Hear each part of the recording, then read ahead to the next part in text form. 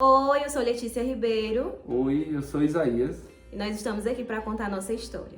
Tudo aconteceu em 2013, onde eu estava em um passeio em família e o Isaías, por coincidência, estava em um passeio da igreja.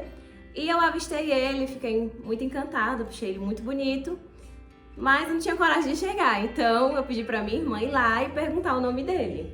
Aí depois que a irmã dela pediu o meu nome completo, eu dei. Quando for à noite, veio a solicitação dela, viu?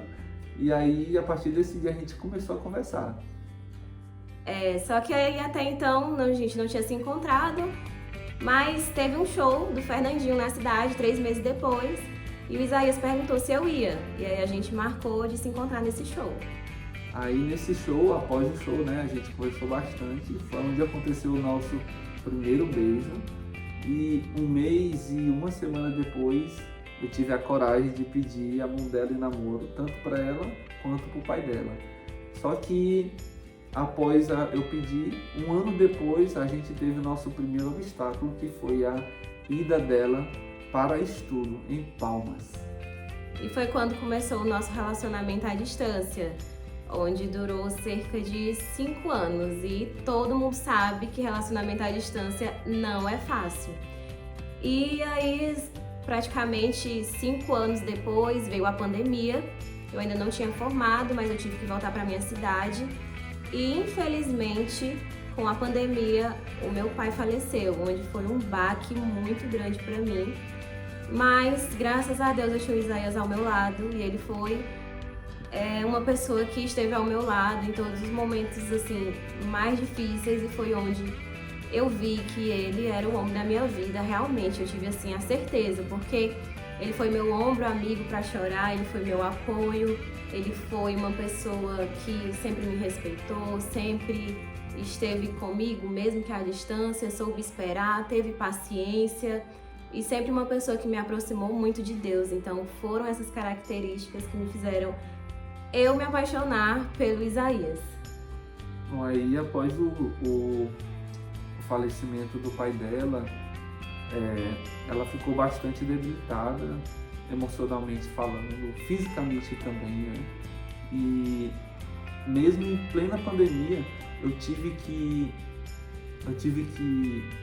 ir embora de Imperatriz, por conta que o emprego estava muito escasso e eu tive que trabalhar, porque eu tinha contas e eu também tinha um sonho de poder casar com ela, visto que o pai dela tinha morrido e era ele uma das pessoas que a gente contava bastante para poder pagar ou nos ajudar a pagar esse casamento. E aí durante 9 meses eu fiquei na Bahia e os nossos laços ele acabou se esfriando bastante, deu um princípiozinho de depressão, que poucas pessoas sabem, e com esse tempo fora e essas poucas vezes que a gente se viu, a gente acabou se distanciando bastante. Ela ainda tentou ir lá, a gente conversou, a gente passou um tempinho junto, mas não deu certo. Quando deu 1 mês, 2 meses depois, após a ida dela, onde eu estava na Bahia, a gente terminou. E foi onde aconteceram bastantes coisas que não foram muito boas, sabe? Mas eu nunca perdi a esperança de que ela era a pessoa para minha vida. O tempo que eu passei lá era para trabalhar, para tentar ajudar a minha família, pagar contas, e eu digo e batia no peito muito, que eu nunca tinha ido lá para ficar com outras mulheres, nunca fui lá para ficar conversando, para me divertir, sempre foi a trabalho.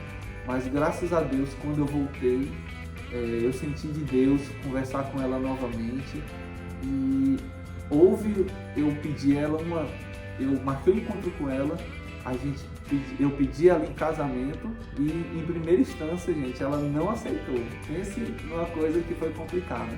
Mas Deus é bom, Ele me deu uma outra oportunidade, a gente se aproximou novamente, usou pessoas e deu certo. Eu pedi ela numa pizzaria de Imperatriz. No dia do aniversário dela, ela fez uma surpresa. E até aqui nos ajudou o Senhor.